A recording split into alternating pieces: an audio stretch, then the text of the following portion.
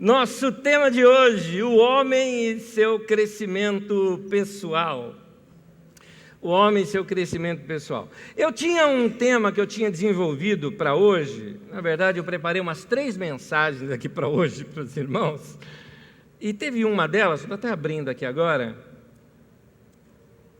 tentando reencontrá-la aqui, achei. Não achei. Peraí, tinha achado sim.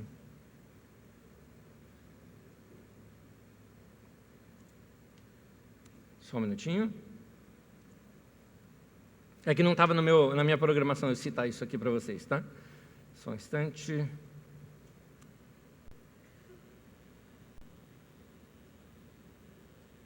Isso, achei. Num primeiro tema que eu ia tratar com vocês, eu acho que eu não lembrei disso agora, por isso ele poderia ser uma boa introdução, porque eu ia falar hoje, por isso meu improviso aqui.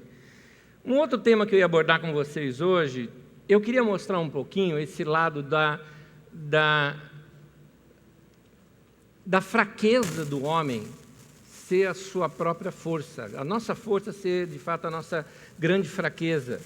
Porque, por natureza, nós homens, por exemplo, nós não contamos muito as coisas nossas como elas realmente são.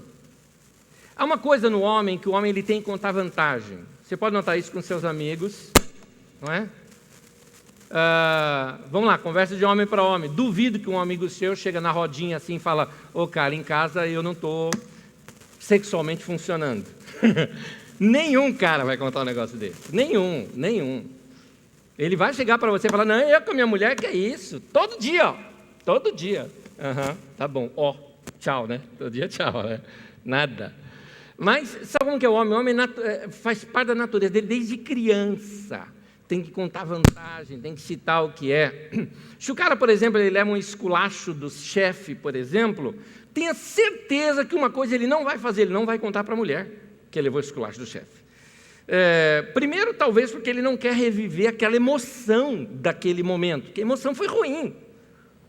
Mulheres gostam de reviver suas emoções, mesmo que sejam negativas.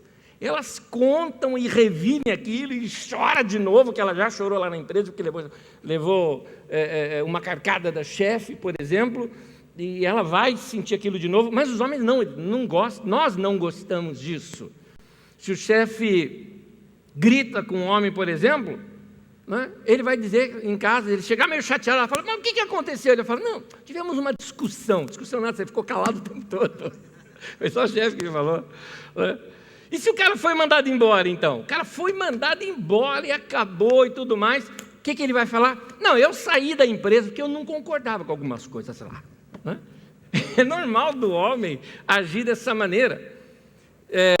Já percebeu, por exemplo, que nenhum amigo seu nunca lhe contou que levou um fora ou que terminou um relacionamento porque a mulher ou a namorada não quis mais? Não conta. Ele fala: não, foi incompatibilidade, a gente já não vinha dando bem mesmo e resolvi parar.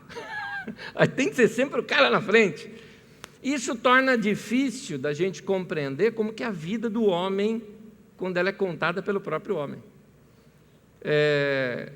São tantos os filtros que a gente coloca nas nossas narrativas, tantas distorções, que a realidade ela fica de fora. Isso vale para qualquer área. Eu citei aqui trabalho, mas vale para o sexo, vale para o romance. Quando finalmente então o cara ele é demitido de uma empresa, ou ele teve um infarto, ou ele foi abandonado pela mulher, ninguém entende por que aconteceu. Fala: não, ele era tão amado, o pessoal gostava dele, porque era o que ele contava, é o quadro que ele pintava acerca de si. É porque nós homens, nós não sabemos como lidar com as nossas fraquezas. A gente não é treinado para isso, não somos instruídos para isso. Mais ainda isso para nós latino-americanos. Isso é mais ainda. E foi Fernando Pessoa, por exemplo, num poema que eu já até citei aqui uma vez, o poema Em Linha Reta, que ele diz que os homens são todos príncipes. Porque os homens são assim, não é? Então, dificilmente um homem, ele admite, por exemplo, que a sua falha de caráter. É como se nós tivéssemos ou mantivéssemos conosco uma espécie de código de honra desde meninos, que nós não podemos abrir mão desse código de honra. Então tem que se manter, tem que se manter. E essa coisa não é legal. Então, nós somos quase que treinados a não ser completamente sinceros. Isso a gente tem que ir vencendo. Principalmente se a gente quer profundidade nos relacionamentos que a gente tem. Se você não quer ter uma vida pública com todo mundo, continue, preserve. Você não tem que sua vida ser colocada no Facebook, sua vida. Pode ver que algumas mulheres colocam a vida dela no Facebook. Não é para você, homem, fazer um negócio desse. E se faz, a gente começa a questionar. O cara é homem, mas não é. Né? Mas, se você é casado com a sua esposa, eu acho que você tem que tirar esses filtros e essas máscaras. E quando seus filhos crescem, eu acho que dá para sair daquela ideia de pai e filho e virar dois grandes amigos e você poder ser completamente sincero com ele também. E quando você tem amigos, você também não precisa desses filtros. E aí eu vou entrar no ponto onde eu quero chegar. Por que a gente não é tão acostumado assim? A gente não é acostumado também a orar de modo muito sincero. Às vezes oramos um pouco superficial acerca de alguns assuntos. Tem pouca confissão nas nossas orações, não é? Tem pouquíssimo arrependimento nas nossas orações. Quando eu falo arrependimento, não estou falando de chorar e tudo mais. Estou falando de admitir situações. Você falou, estava indo nessa direção, está errado, eu vou para essa agora. Isso é arrependimento, né?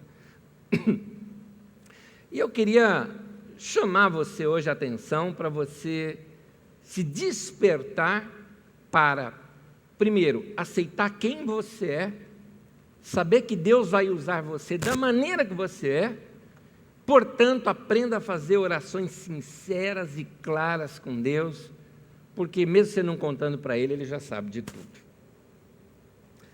Então, é o momento da gente aprender um pouquinho mais desse relacionamento com Deus. Vamos lá, ao tema aqui de hoje, homem e seu crescimento pessoal.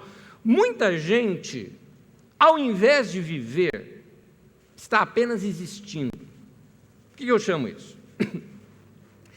Para que a sua vida experimente algo novo na sua vida, você precisa estar aberto para o que Deus for mostrar para você como mudanças. Nós, homens, como estamos sempre acostumados a ter controle de tudo, a gente não é muito ligado com mudanças que não veio pela gente. Quando é você que está propondo a mudança, você está ali empolgado, não, vamos mudar, vamos fazer tal coisa, vamos para tal lugar, vamos economizar, vamos gastar, mas você não está acostumado com mudanças que vêm de fora. Mas eu queria lhe chamar a atenção que se Deus vai fazer algo novo na nossa vida, Ele tem que mudar. Porque se você continuar caminhando sempre na mesma direção, você vai acabar, a terra é redonda, você vai acabar no mesmo lugar, não é? Então, você precisa parar de fugir de mudanças, talvez, ou quem sabe aceitar algumas mudanças na sua vida, para que você experimente algo novo. Nem sempre mudanças são algo agradável, assim, da gente, nem sempre mudança é algo agradável da gente experimentar, mas às vezes até para mudar algo, de algo ruim para algo melhor na nossa vida, a gente vai enfrentar transtornos, dificuldades. Pode ser algo ruim para melhor. Vamos lá, você de repente comprou uma casa nova, você vai para uma casa maior, é legal, é melhor do que a que você está, mas é um transtorno a mudança. Tudo é transtorno. Toda mudança, ela causa um transtorno na vida da gente. E hoje eu quero propor pequeníssimas mudanças para você, para que você mude a sua maneira de pensar acerca da vida, já que a vida está passando, é só você prestar um pouquinho mais de atenção, não importa qual idade você tem, está tudo voando aqui ao nosso redor, está tudo andando muito rápido ao nosso redor, não é? Me lembrei novamente de algo que citei há pouco tempo aqui na Carisma, porque foi bem na hora que eu lembrei, eu falei, como dizia até mesmo um banco, né? O tempo passa, o tempo voa, e o banco mesmo já acabou, esse banco não existe mais. Voou mesmo o tempo, cara. Como as coisas mudam. como as coisas mudam. As coisas mudam muito rápido, né? Eu sou tão acostumado a andar sempre de carro. Um tempo atrás, eu fui pegar um ônibus e eu fui lá olhando para a porta da porta de trás do ônibus, que no meu tempo entrava por trás no ônibus. Eu precisei procurar na internet. Hoje eu fiquei curioso com esse assunto. Procurei na internet para ver quando foi que mudaram a porta de trás com a da frente, como a porta de entrada do ônibus. Porque na minha cabeça ainda era aquela. Gente, como o tempo voa. Foi em 1987 isso. E o tempo mudou.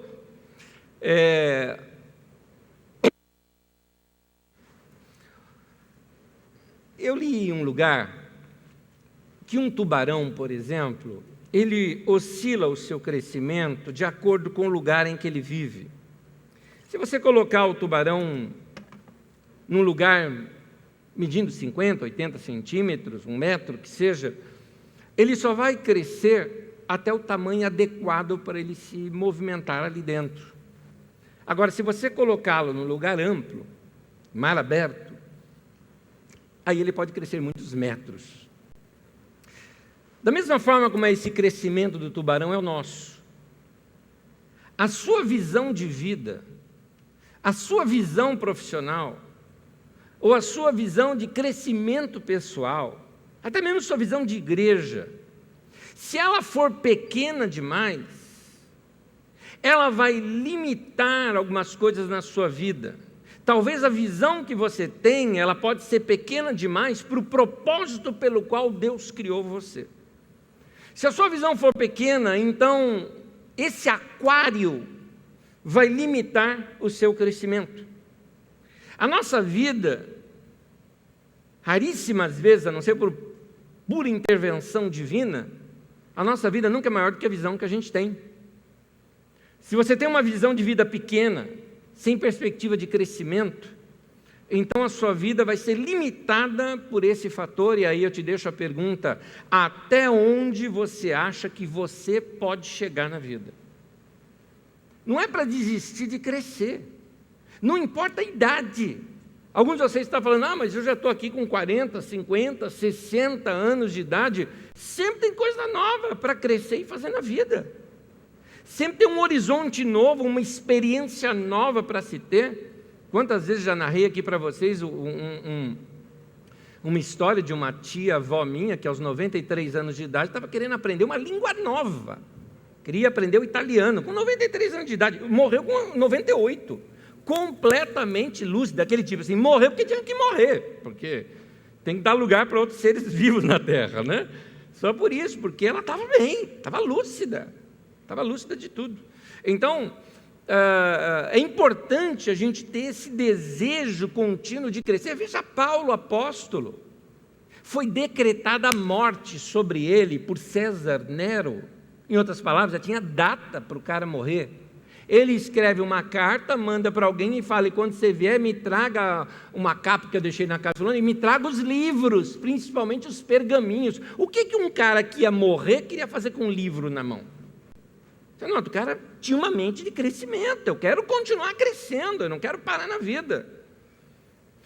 Tem um homem na Bíblia que ele teria uma vida insignificante. Eu diria, não era nem por nome dele estar aqui, se não fosse por algo que ele tinha na vida dele e que eu quero te provocar, você mudar algo na tua vida para ter isso, e se você já tem, ampliar isso.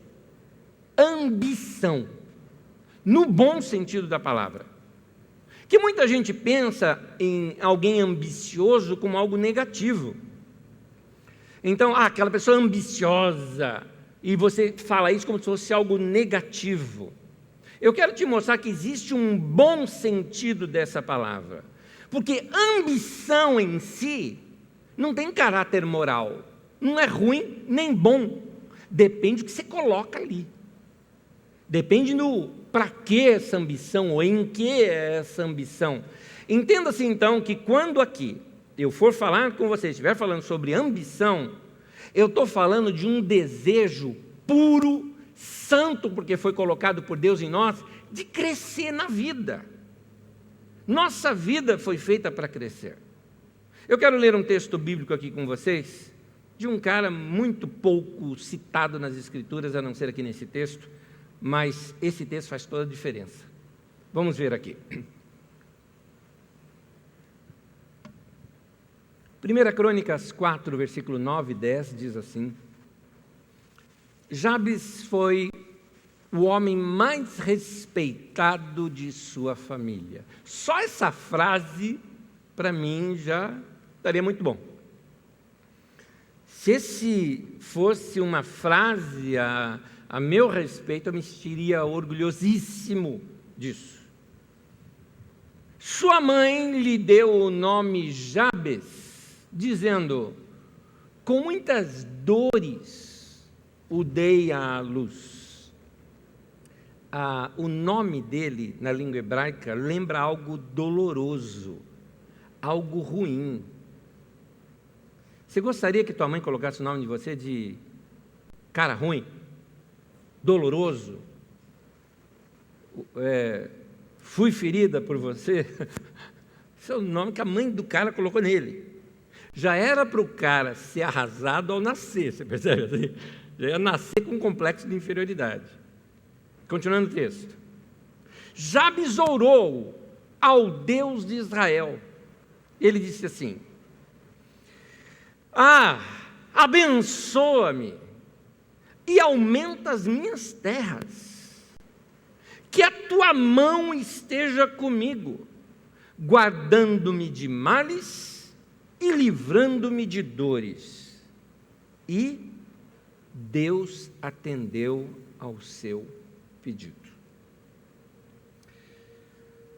Ao redor do nome desse homem, nesse texto das Escrituras de Crônicas, nos textos ao lado, você vai contar quase que o nome de 600 pessoas citadas nos textos ao redor aqui, de quando cita o nome do Jabes. Tudo de nomes citados, aliás, apenas nomes citados. Gente que passou pelo mundo e já teve a glória de ter o nome citado num livro que atravessou séculos, mas foi só o nome. Mas quando o autor cita o Jabes, ele faz questão de destacá-lo. Por que esse homem recebeu notoriedade? O que fez a vida desse homem ser um sucesso nos seus dias? Se você também quer experimentar tudo o que Deus planejou para você, eu chamo isso de sucesso. Sucesso não é aparecer na televisão, sucesso não é ser famoso, sucesso é realizar aquele propósito pelo qual eu fui criado. Eu vou ser realizado e quem andar perto de mim vai falar: o cara é muito joia. É isso. Sucesso é ser quem você tem que ser. Quem você é. Então, se você quer experimentar isso, é bom você anotar comigo alguns detalhes que também fez de Jabes um sucesso, porque eu quero analisar a vida desse cara, porque no meio de 600, ele ser não somente citado, mas ser também destacado e contado algo acerca da sua vida, era porque Deus tinha intenção que alguém no futuro, como nós estamos fazendo hoje, prestasse atenção nesse texto e falasse: tem algo de Deus aqui para mim. Amém, queridos? Vamos ver? 3 coisinhas muito básicas. Primeira delas, ele era um homem com grandes ambições. Nós já definimos aqui ambição, né? Vocês entenderam? Ambição é esse desejo puro e santo de crescer na vida. É isso. Eu quero crescer. E esse Jabes era assim. Eu quero crescer. Não se acomoda, Jabes. Eu quero crescer. Eu gosto de relembrar algumas imagens que carrego de minha infância, porque, de alguma forma, inspirado por pessoas que estavam ao meu redor, que não eram acomodadas na vida, eu vejo algumas coisas que ali na minha infância já estavam falando comigo. Vamos lá, cara, não se acomoda aqui não. Eu quero crescer. Eu quero crescer. Eu me lembro, eu gostava de subir em cima do telhado da minha casa, da árvore lá de casa, porque eu gostava de ver lugar alto, não é? A minha casa ficava num buraco. Então, era o máximo que eu conseguia ver alto. Mas ali dava para avistar um prédio estranho, muito feio, por sinal, que tinha, não era nem bem um prédio, era uma casa mal construída, assim, que tinha 2 andares, um negócio estranho demais aquilo lá, parecia uma bota. E diferenciava de tudo que eu tinha visto, mas me chamava atenção. E eu, criancinha ainda, eu falava, um dia eu vou lá, vou ver de perto. Eu me lembro quando aprendi a dirigir bicicleta. Aprendi a andar de bicicleta, onde que eu quis ir? Lá. Fui lá no lugar. Quando eu fui lá no lugar, eu vi que a cidade era muito maior do que aquele que eu conhecia. Quero conhecer outras coisas. Eu me lembro que algumas vezes, não era tão assim, rota de avião perto de casa, a rota de avião era longe. Por alguma razão, algum avião uma vez passou muito pertinho de casa. Parei de fazer o que eu estava fazendo, jogar futebol, só para ficar olhando aquele avião. Olhando aquilo tudo, e um dia eu vou andar nisso daí. Era ambicioso. Vai ter ambição na tua vida, querido. Vai querer crescer. Quem disse que ambição é só negativo? Por que a gente não pode ter grandes sonhos, vontade de crescer? Nós podemos convergir esse sentimento pelas coisas certas. Jabes, no caso, a ambição dele era pela bênção de Deus na vida dele. Ele queria ser um cara abençoado por Deus, um cara que o que fizesse fosse crescer, mas pela bênção de Deus na vida dele. E esse é o ponto na vida de um ser humano, para que ele saia do comum e entre no chamado extraordinário. Porque o que é ordinário? Na ordem, no comum, igual todo mundo. Quando você sai daquele comum de todo mundo, da vida de gado, como tem na MPB brasileira citando, quando você sai dessa vida de gado, você sai desse senso, como você se torna alguém com uma referência diferente. Tinha um joguinho que eu jogava muitos anos atrás, no tempo desses PCs aqui, que se chamava Lemmings. Aliás, não sei nem quantos vocês conhecem. Alguém de vocês pelo menos jogou o Lemmings? Ou só eu? Alguns, ufa, tem alguns aí, são gamers.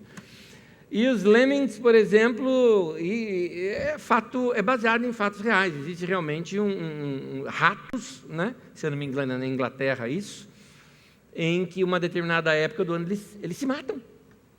Vai todos juntos assim, e se jogam, se matam. Mas aquilo é uma forma até de controlar ali a natureza, para que não haja uma imensidão deles, tirando o equilíbrio ali ecológico. Mas o joguinho que aquele monte de bichinho bonitinho, mas eles vão para cair no buraco, e você tem que salvá-los, colocando desvios, não é? Para ir salvando, mas se você não salva, eles vão todos para o buraco, e vai todo mundo junto, eles andam em bando, o que está todos os outros fazendo, eles vão fazendo também. Tem muita gente com essa vidinha de Lemmings, é aquela vidinha de está todo mundo fazendo, eu vou fazer, eu vou levar uma vidinha como todo mundo, levou. Meu pai me ensinou que eu tenho que estudar na escola, depois entrar num banco, por exemplo, e trabalhar até fazer minha aposentadoria e morrer. Não, no meio do caminho tem que ter filho, neto, tudo mais, mas morrer. A vida todo mundo faz, não pode ser diferente. Não estou dizendo para você mudar estruturas da vida, não é isso que eu estou falando como família, não estou falando disso. Estou falando em termos de crescimento agora. Põe crescimento na tua cabeça. Será que não dá para fazer diferente do que tem por aí? Essas grandes startups que aconteceram, essas grandes empresas que simplesmente bombaram, percebeu que veio da cabeça de jovens revolucionários? Pega aí, Google, Yahoo, Apple, Microsoft. Você pega todas elas, foram criadas, baseadas inclusive em revolução de mercado. Elas olhavam as grandes do mercado e falavam, nós vamos ganhar delas. Nós vamos vencê-las. A cabeça deles era Davi contra Golias, e vamos embora, vamos vencer, vamos fazer uma coisa diferente. Entende que é gente assim que faz o extraordinário? Vai todo mundo fazer isso? Não vai. Mas você quer ser igual a todo mundo ou quer ser diferente? Que tal você dar algum passo na tua vida, na tua área, você ser o melhor? Talvez você não seja da área da tecnologia, mas faça na sua. Crie alguma coisa. Se reinvente, crie algo novo na sua vida, possivelmente, quer ver? Quantos de vocês são casados? Vocês que são casados, quantos de vocês conheceram a sua esposa entre os seus, Vamos colocar assim, de 25 anos para trás. Quantos de vocês? 25 anos que eu estou dizendo, você tinha 25 anos de idade para menos. Eu fiz a pergunta, tá? Você tinha até 25 anos de idade quando você conheceu sua esposa. Tá aí. Quase a totalidade. Percebeu por que ela se apaixonou por você? Você tinha um quê de um cara jovem. Aqui eu não estou falando jovem de rosto, de pele, de corpo. Estou falando de cabeça. Ela se apaixonou por um cara que estava criando, que estava sonhando. Talvez alguns de vocês enfrentem no casamento uma certa chateação por parte da esposa, porque, queira ou não, ela, na cabeça dela, ela pulou num barco que o cara que estava dirigindo o barco ia para lugares, para algum lugar legal ele ia. E aí ela está vendo que o barco não está saindo do lugar, ela começa a desanimar. Ela fala, entrei num barco furado. Percebe que eu quero mostrar para você que ainda é possível você ter essa mesma atitude hoje. Você manter-se criativo hoje, gerando coisas novas hoje também. Quando você acha que a sua vidinha vai ser sempre assim, ou quando você acha que nunca irá além do que você já conquistou, então você para de viver e começa apenas a existir. E esse personagem que está aí, vocês conhecem ele já.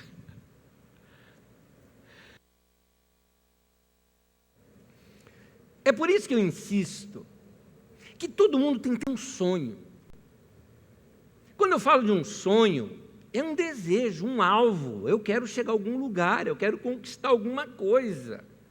Sonhar revigora, sonhar fortalece, sonhar rejuvenesce. É aquela ideia de olhar uma montanha e falar, eu vou subir naquela montanha. E quando eu chegar lá em cima, aí você olha a outra e fala, agora é aquela. É isso. Mas não pode parar na vida. Deus te fez para crescer. Deus te fez uma pessoa, um indivíduo, com capacidade, com criatividade para crescer tanto que você mesmo não tem anos suficientes na sua vida, dias suficientes na tua vida, para realizar tudo o que você pode realizar. Todos nós aqui poderíamos realizar muito mais, mesmo que a gente ande o máximo possível na nossa vida, sempre vai poder realizar mais. Por quê? Porque Deus é exagerado. Deus é exagerado. O universo que Deus fez, gente. O universo é uma coisa fantástica, maravilhosa, enorme, e nós não temos anos de vida suficiente para a gente sair da nossa galáxia. Nós não temos anos de vida suficiente para isso. Viajando na velocidade da luz, coisa que a ciência hoje não consegue. É impossível. Então, não dá. Você fala, mas como é que, para que Deus criou isso? Sei lá, um dia você pergunta para ele lá, eu não sei, não sou secretário dele. E o tanto de galáxias que ele fez é uma coisa imensa. Nós estamos falando de alguma coisa talvez em torno de 200 milhões ou mais de galáxia. Não estou falando de planeta, de galáxia. Porque você tem esse mesmo número, por exemplo, de estrelas só na nossa galáxia. Então, se estrela, o nosso Sol é uma estrela e tem um monte de planeta, imagina quantos planetas não existem. Enfim, a gente não tem ano suficiente de vida para fazer tudo isso. Para você ter uma ideia, uma sonda foi enviada, se não me engano, no ano de 77.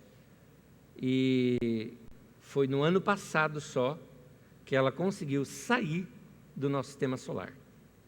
Mesmo assim, alguns cientistas ainda questionam se aquela distância que ela está pode ser considerada ainda fora da influência do nosso sistema solar. 30 e poucos anos para isso. Gente, você tem sonho suficiente, você tem criatividade suficiente para criar tanta coisa que você não vai ter anos suficiente de vida para continuar criando. Então, o que você não pode é parar, se acomodar na vida. Quem vive assim para de viver. Deus te fez para crescer. Tudo que é saudável cresce. Plantas crescem, crianças crescem, igreja cresce, indivíduos crescem. Você pode crescer também aqui em diversas áreas, você pode crescer em relacionamentos interpessoais, se tornar uma pessoa melhor de se relacionar.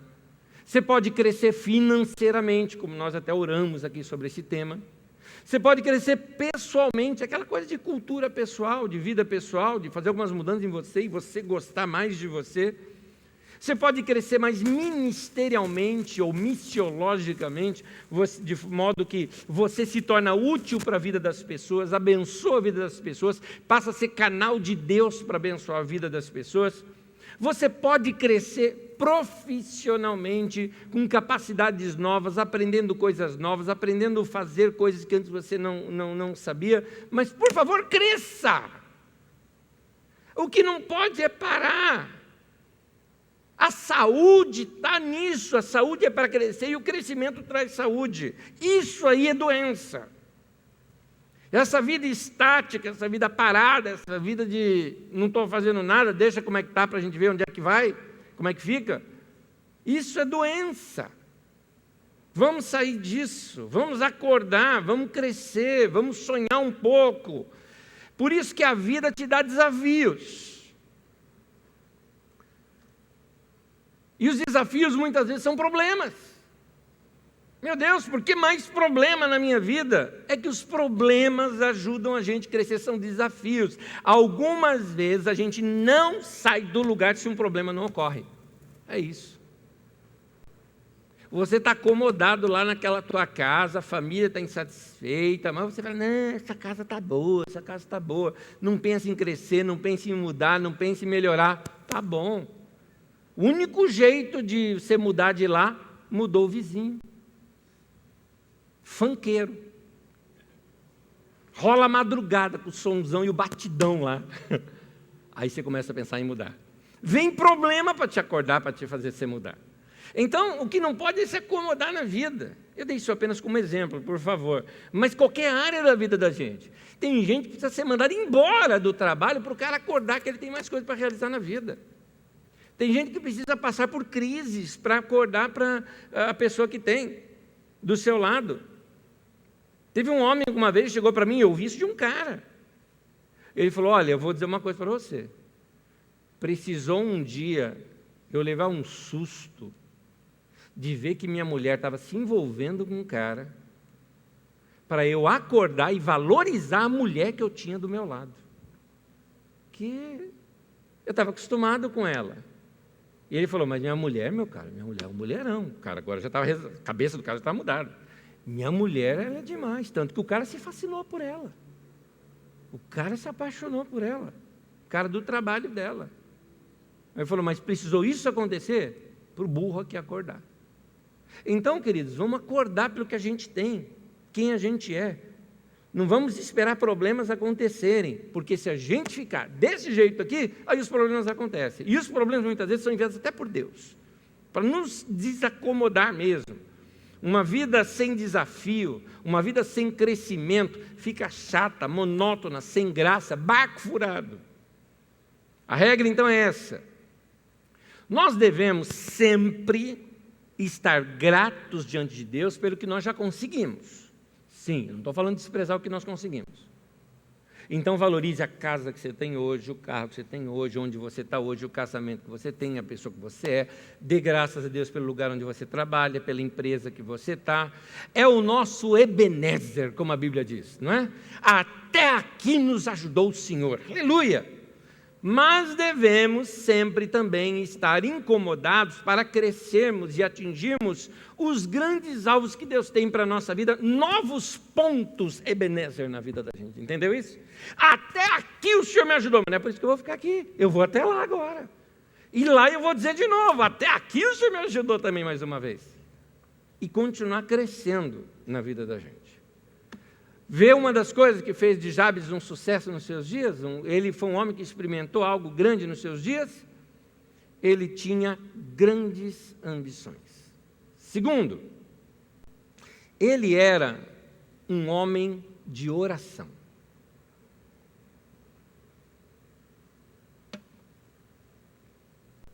O segundo segredo, então, da vida desse cara, era que era um cara que orava. Ele falava com Deus. E foi a oração simples desse homem, que cá entre nós, a oração do cara é muito simples. Foi a oração simples desse homem que levou esse homem a ser um homem ilustre. Ter o seu exemplo registrado na Bíblia e ter pessoas falando da existência dele quase 3.000 anos depois, numa cultura, num país, numa terra onde nem era conhecida ainda nos tempos de Jabes. Nós, aqui hoje, falando dele. Talvez você tenha receios de pedir algumas coisas em oração. Ou Deus na tua cabeça é muito pequeno, ou na tua cabeça Deus ainda é alguma coisa estreita que não interfere em áreas da sua vida, ou você se vê como alguém assim. Então aprenda a orar a sua sinceridade. Abrir o coração para Deus e expor a Ele as reais intenções e desejos do seu coração. Fala aberto com Deus. Claro. Olha só que oração mais sincera, e me permita esse termo, descarada desse homem. 1 Crônicas 4, versículo 10.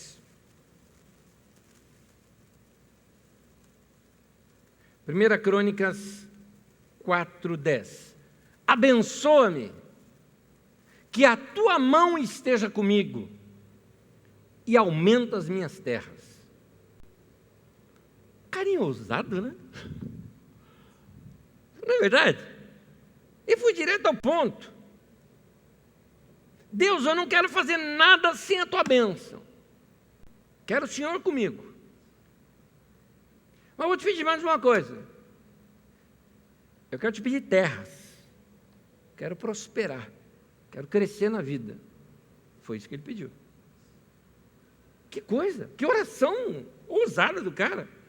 Pensa aqui, cara. Quando eu falo aqui de terras, é a mesma coisa do que se eu chegasse hoje para Deus e falasse: Senhor, eu quero ser um empresário bem-sucedido. É isso que eu quero ser. Ousado. Mas foi o que ele pediu. E um detalhe muitíssimo importante nesse texto. 1 Crônicas 4:10, um detalhe bem importante. E Deus atendeu o seu pedido, diz no texto. Deus atendeu o seu pedido. Já dizia aquele provérbio que, de tão sábio que é aquele provérbio, devia ser de Salomão um provérbio dele. Tão sábio que é. Quem não chora não mama. É isso que está mostrando aqui para a gente. Você vai ficar agora o quê? Com inveja do cara? Vai chegar aqui nesse momento e vai falar: não gostei dessa oração, não. Esse cara era da teologia da prosperidade. Ó. Não gosto disso aí, não. Tá bom. Quem não chora não mama, meu amigo. O cara pediu para Deus e Deus ouviu o seu pedido. Está calado por quê? Fala com Deus. Pede para Deus. O caso aqui é que a motivação desse homem era correta. O coração dele era sincero. Como é que eu sei disso? Pelo todo da Bíblia Sagrada. Salmo 51, versículo 6, por exemplo, diz assim: o que tu queres é um coração sincero. É isso. Seja sincero. O que Deus não gosta, na verdade, é de falsidade. Seja aberto com Deus. Algumas vezes, a questão de você, que por detrás de você não pedir alguma coisa para Deus, não é humildade, é falta de fé. E essa falta de fé não é falta de ter fé, é falta de usar a fé que você tem. A Bíblia diz que o que não provém de fé é pecado. Eu quero que você entenda que a palavra pecado. Pecado significa errar o alvo. O que Deus está querendo dizer é o seguinte: quando você não age por fé, não faz uma oração com fé como essa aqui que foi feita, você erra o alvo. Deus quer que você acerte. Você vai para o lugar errado, você vai para a direção errada.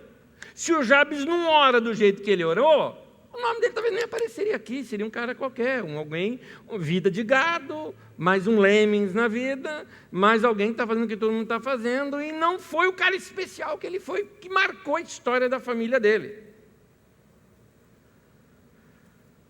Você talvez nunca solucionou alguns problemas crônicos na sua vida, como a falta de realização emocional, ou seu casamento, ou até situações financeiras difíceis, quem sabe sua vida profissional.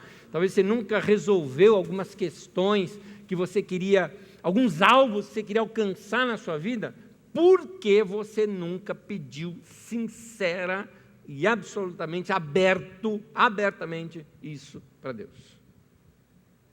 Está na hora de a gente fazer oração clara, oração descarada. Eu estou relutante aqui, mas me permitam eu dar um exemplo pessoal, por favor.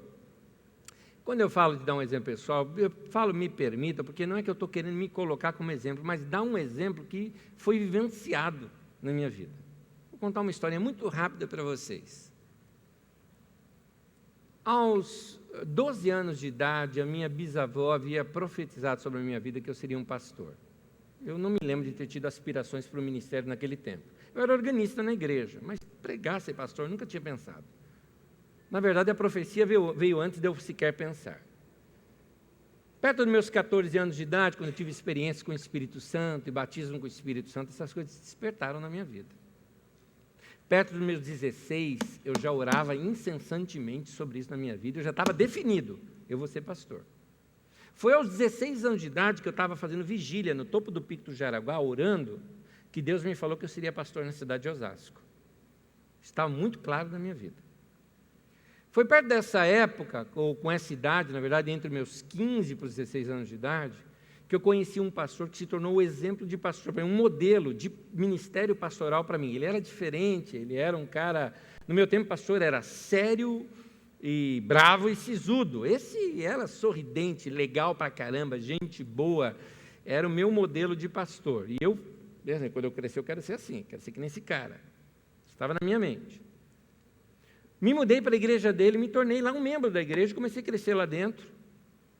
E era uma igreja, para os nossos padrões da época, era uma igreja grande, para os padrões da época. Nos padrões da época, perto da minha casa, a maior igreja que tinha perto da minha casa tinha 120 membros no máximo. Aquela igreja tinha 800. Para os padrões da época, era uma igreja grande. E eu me lembro, estávamos numa vigília de oração. Jovens da igreja, fizemos vigília. E nós ficávamos orando pelas cadeiras.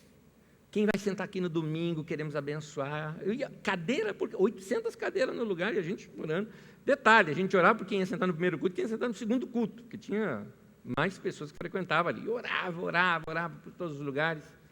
E orando, e eu tive aquela vontade de orar pelo meu pastor, e orando pelo pastor. Tinha umas cadeirinhas atrás que os pastores sentavam, orava por cada um deles. Quando eu fui orar pelo meu pastor, eu fui até bem no púlpito aqui. Por isso que eu me lembrei disso agora. E eu estava orando, e pus a mão, Senhor, que a palavra que saia desse lugar toque vida de pessoas. Quando eu olhei, assim, nessa posição que eu estou aqui, que eu olhei, eu senti não só Deus falando comigo, como uma vontade de orar.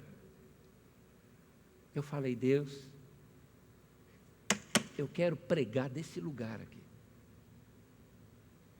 Hoje eu estou oficializando isso com o Senhor já sabe disso, o Senhor já me chamou, o Senhor já profetizou na minha vida, foi essa oração que eu fiz ali. Mas hoje eu estou oficializando o meu sim para o Senhor. Agora não é mais eu sim, aceito, agora é sim, eu quero isso. Aquele dia eu orei isso, devia ter meus 17 anos talvez de idade, por aí. Aos 19, eu fui convidado para ser pastor naquela igreja. Então, ora aberto, ora descarado, ora sincero. Aí se você fala assim, mas e se não é o que Deus quer para a minha vida? Se não é, você falou, você foi sincero. E Deus também vai ser sincero com você, Ele não é obrigado a realizar todos os seus luxos, não é? Deus não é obrigado. Mas você só vai saber se você falar. Fala.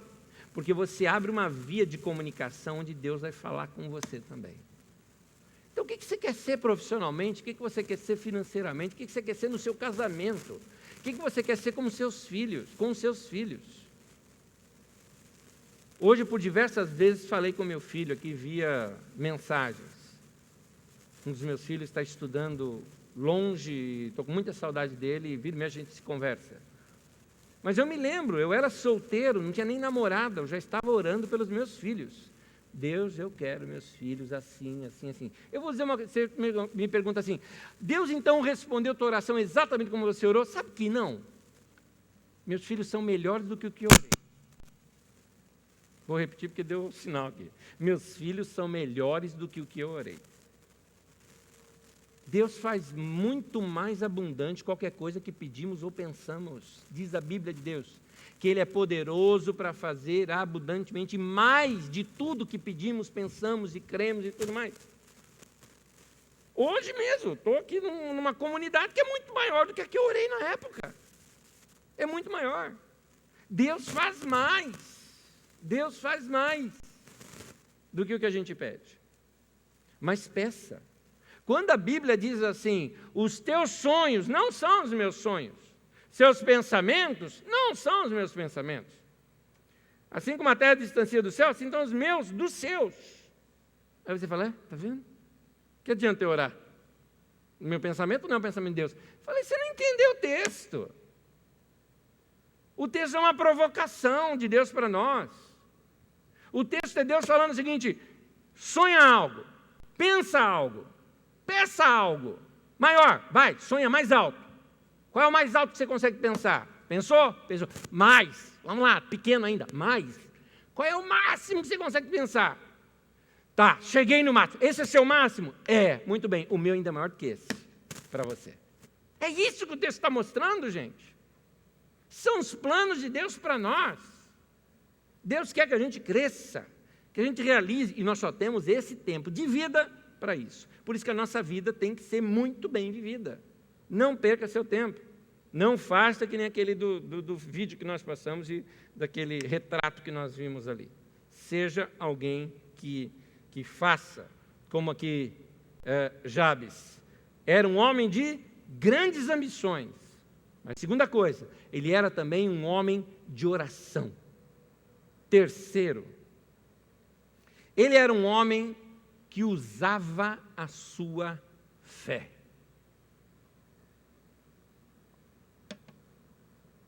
Teu problema não é não ter fé. Teu problema é não usar a fé que você tem. Ah, mas minha fé é muito pequena. Deixa eu te contar um negócio. Primeiro, como é que eu provo que você tem fé? Primeiro, se você crê em Deus, porque isso não vem de você, é dom de Deus.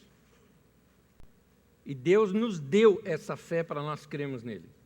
Então, a partir daí você já tem fé, que Deus te deu. Outra coisa, você saiu da tua casa, veio para cá, isso não é uma atitude de fé? Você veio lá do teu trabalho para cá, para ouvir uma palavra de Deus, isso não é fé? Claro que é, claro que é. Todos nós temos fé. Aí talvez você fale, não, mas minha fé é pequena. Tá bom, vamos falar da sua fé pequena. Mateus capítulo 17, versículo 20, e eu fiz questão de usar aqui a nova tradução na linguagem de hoje por causa do efeito que ela coloca nesse texto. Mateus 17, 20. Eu afirmo a vocês, quem está falando isso é Jesus, eu afirmo a vocês que isso é verdade. Se vocês usassem a sua fé, mesmo que fosse do tamanho de uma semente de mostarda. Quando você tem a sua Bíblia, por exemplo, o pingo no i é mais ou menos o tamanho da semente de mostarda que existe aqui. É quase que um pozinho assim. Poderiam dizer a esse monte, ele deve ter apontado para um montanha ali perto dele, sai daqui e vai para lá, e ele iria. Vocês teriam poder para fazer qualquer coisa. Acho que deu para você entender que a montanha que Jesus está falando aqui não é literal. Ninguém vai tirar o Pico do Jaraguá lá do lugar. Você não vai botar o Pico do Jaraguá na marginal do Tietê. vai atrapalhar o trânsito. É óbvio que Jesus não está falando disso. Mas, querido, vamos aqui, você já entendeu a mensagem de Jesus? Ele quis mostrar que é tamanho. Sua fé, grão de mostarda. O problema, uma montanha. A fé é maior do que o problema. A Bíblia fala da fé que Deus te concedeu. Todo mundo tem uma medida de fé. Alguns fizeram a sua medida crescer mais do que outros? Sim. É igual músculo. Todo mundo tem. Tem uns que usaram mais, outros não usaram. Mas tem. Desculpa eu dizer, mas é igual o cérebro. Todo mundo tem. Nem todo mundo usa. Mas tem. Todo mundo precisa de uma medida de fé. Todo mundo tem uma medida de fé. E o desafio aqui é use-a. Coloca para mim, por gentileza, a parte anterior desse texto. A primeira parte desse texto. Eu afirmo a vocês que isso é verdade. Se vocês usassem a sua fé. Eu gosto dessa expressão. Se vocês usassem a sua fé. O problema não é ter ou não ter. O problema é usar ou não usar. A sua fé, os dons que você tem, habilidades que você tem, foram dadas por Deus para serem usadas por você. O Jabes, ele usou a fé que ele tinha em Deus. Ele usou isso para ser um homem bem-sucedido. Não existe aqui nenhuma menção especial a um talento sobrenatural do Jabes, dom, habilidade nele. Não fala aqui que ele ficou rico por causa de sua grande intelectualidade, escolaridade, nada disso. Jabes era um homem comum, mas que resolveu usar sua fé para se tornar um cara incomum. E a fé de Jabes é que levou esse cara a alcançar esses sonhos e visões da vida dele. A fé levou o Jabes a vencer algumas dificuldades naturais, inclusive, da vida dele. Jabes, ele tinha uma marca na vida dele. Jabes, ele tinha uma marca negativa. O nome Jabes significa doloroso. Ele causou tantas dores à mãe dele quando ele nasceu, que ela o chamou de o doloroso. Ou talvez foi um período de tantas dores na vida dela, que o filho lembrava de dor. Nós que somos homens, somos muito apegados na mãe, né? A gente tem um respeito pela mãe, não é verdade? Pode lembrar quando era criança. Você ia jogar bola na rua, o cara te dava canelada, você brigava, ficava naquela. Se você errasse alguma coisa, o cara te xingasse de um palavrão, você... tudo bem, mas ficava por aí. Mas se o cara xingasse a mãe, aí se você não fosse pro pau, era marica. Falando a verdade? Aí você tem que brigar, porque se não briga, você é marica. Não pode falar mal da mãe. Falou mal da mãe, você tem que ir para cima, porque não pode falar mal da mãe. Homem tem essa ligação muito forte com a mãe, esse respeito pela mãe. Imagina o respeito que você tem pela mãe, a idolatria, quase no bom sentido aqui da palavra, tá? Entenda como bom sentido, de admiração, né? Fã que você é da sua mãe, você saber que você lembra dor para ela. Isso acabou com o Jabes, certamente. Foi muito difícil para ele. Talvez ele tenha, não sei, que eu estou conjecturando, quem sabe ele tenha sido uma criança rejeitada, ou alguém não muito querido, não muito amado. E quantos aqui não foram assim também? Embora eu falei tudo isso de mãe, talvez não seja a experiência de todo mundo. O nome dele lembrava a vida toda que ele tinha sido um peso na vida de alguém.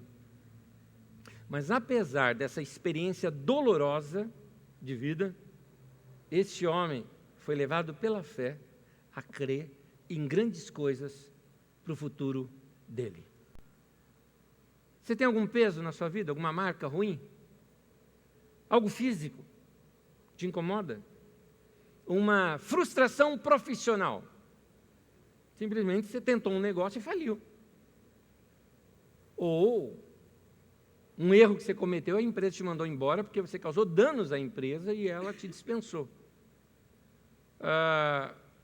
Uma separação ou divórcio, uma marca no passado, uma rejeição na infância, qualquer coisa que quando você lembra, não é legal de lembrar. Eu quero te convidar a usar a fé que você tem. A fé, e a Bíblia, eu acho interessante um termo que a Bíblia usa em Hebreus 6, a fé em Deus, e ali o termo é uma ideia de fé na direção de Deus. Alguém que está indo na direção de Deus, é isso que eu estou falando de fé. Você usar essa fé que você tem no divino, no Deus Todo-Poderoso, para tomar alguns passos grandes na tua vida, que vai te levar a vencer na vida, de tal forma que você não mudou o passado, ele está lá, mas quer saber uma coisa? Aquela dor nem incomoda mais, porque o que eu estou vivendo hoje não me permite sentir aquilo, de tão bom que é o momento que eu estou vivendo. No final do texto de Crônicas, que nós lemos, diz também algo que a oração dele foi. Eu queria chamar a atenção mais uma coisinha aqui, já estou no final. 1 Crônicas 4, versículo 9 e versículo 10. Eu estou terminando, como nós já estamos aqui um tempo sentados, vamos ficar em pé comigo? Eu já estou terminando, você acompanha comigo o texto. 1 Crônicas 4, versículo 9 e 10. Vê se tem o texto aí para mim, por favor.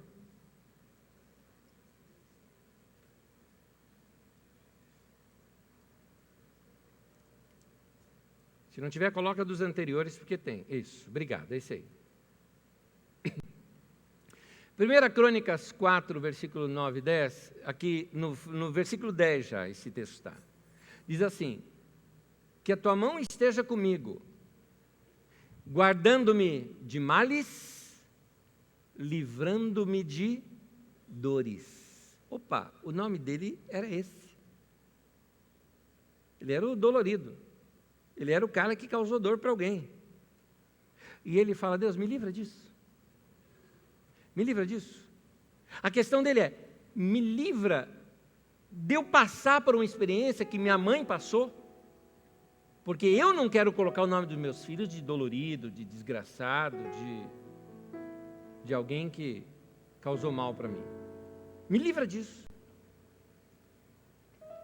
Em outras palavras, nessa oração dele, eu poderia dizer essa oração em outras palavras: Deus, me livre da desgraça que aconteceu na vida dos meus pais. É isso. Eu não quero repetir a desgraça da vida dos meus pais. Alguns de vocês tiveram pais maravilhosos, bem-sucedidos em alguma área da vida que foi inspiração para você. Meu pai não foi um cara bem-sucedido financeiramente, mas o caráter do cara e o jeito do cara, o tipo de pai que ele foi, o tipo de marido que ele foi, eu estou assim para Deus, ó, de mão levantada, graças a Deus. Mas eu sei que isso não é história de todo mundo, não. Tem gente que é o contrário. Meu pai e minha mãe se separaram, brigavam o tempo todo, ou estava junto, era melhor que tivesse separado, porque brigavam demais. Ou meu pai não tinha diálogo com ele, meu pai foi um ignorante. Ou minha mãe era uma azeda, chata. Ou meus pais me causaram problemas. Talvez alguns de vocês seja esse o caso. Muito bem, o que eu quero dizer é o seguinte: a vida segue, meu irmão, e pede para Deus: Deus, não me deixa repetir essa história. Meus filhos não merecem o que eu passei. Fala assim: eu vou ser o contrário de tudo o que eu vi de errado na minha família. Que alguns de vocês tiveram um bom exemplo de família. Graças a Deus, levante a mão para os céus e agradeça. Mas alguns de vocês não, tiveram péssimos exemplos na tua família. Péssimos exemplos para trabalho, para estudo, ou para finanças, ou para vida relacional, conjugal, familiar. Talvez alguns péssimos exemplos. O que você pode fazer? Ficar aqui sofrendo: não, ele foi péssimo para mim. Você é adulto já, rapaz, cresce, faz igual o Jabes, que tinha até um nome para lembrar do indivíduo que ele era um desgraçado na vida. Falou: não, eu quero é que Deus me abençoe, eu vou crescer na vida, e tem mais: Deus, me livra das dores, me livra de ser um Jabes na vida dos meus filhos, me livra de eu colocar isso na vida dos meus filhos, colocar passar para eles isso que meus pais passaram. Eu não vou repetir a desgraça dos meus pais. Seja parte, meu querido, de uma nova geração, aquilo que eu costumo chamar de geração dobradiça. Estava indo nessa direção, você dobrou, agora vai para aquela direção. Minha família era uma família desgraçada. Agora não. Eu ando com Deus. Vai ser uma família cheia de graça. Eu não sei muito da história dos meus avós e bisavós. Não sei muito. Mas posso lhe dizer, o pouco que eu sei, dos quais eu sei, foram coisas boas também.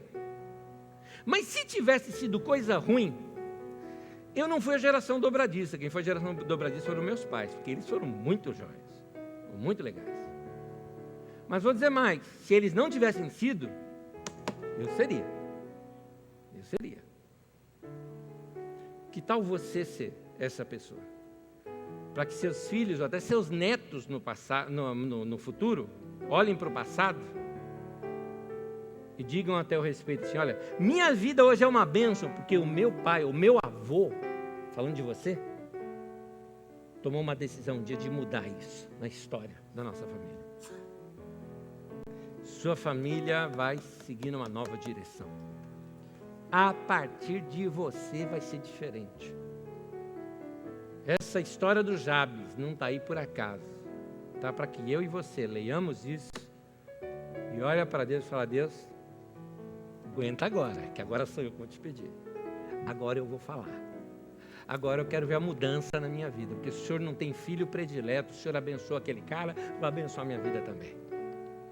É essa fé que eu quero imputar no teu coração aqui agora, enfiar no teu coração isso agora, compartilhar ao teu coração aqui agora. A fé vem pelo ouvir e ouvir a palavra de Deus. Vocês ouviram a palavra de Deus, você sai daqui hoje com mais fé do que você entrou. Então o momento de orar é agora. Está aquecido? Ora agora. Vamos orar? Tirando a nossa timidez de homem que a gente tem, vamos dar a mão para o cara que está do lado, é nosso irmãozão em Cristo. Estamos todos iguais, precisamos uns dos outros. Se o cara vier aqui para mim, esse negócio de dar a mão aí para homem do lado, no jogo de futebol você abraça os caras, o que você está falando, meu? Vem não, para. Vamos orar aqui agora e vamos pedir para Deus. Deus, queremos mudança na nossa vida. Amém? Já eu quero orar e pedir para você repetir uma oração comigo. Mas nesse momento, você falar em voz alta, não quer que é só no seu pensamento, porque é muito pessoal, esse é o seu momento agora. Agora é uma coisa individual, eu não tenho como orar por você, mas daqui a pouco eu tenho. Ora você primeiro agora. Pede aí para Deus algo. Faz a tua oração diante de Deus agora. Pede essa mudança na tua vida.